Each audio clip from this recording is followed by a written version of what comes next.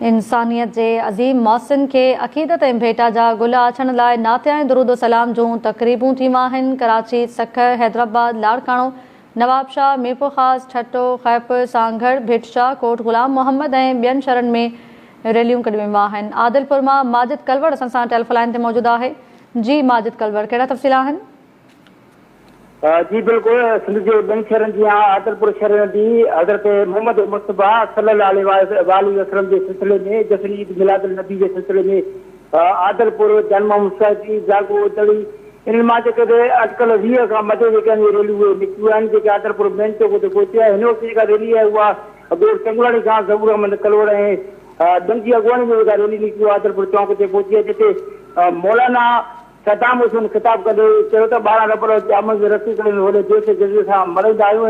हिन चयो त हज़रत मोहम्मद मुस्तफ़ा ॿिनि जान जो सरदार आहे जंहिं आमद खे भरपूर तरीक़े सां मल्हाइणु घुरिजे। हिन चयो त हज़रत हकीम सल्लल्लाहु हमेशह अमन भाईचारे जो पैगाम ॾिनो आहे। जी महिरबानी अवां जी माजिद कलवड़।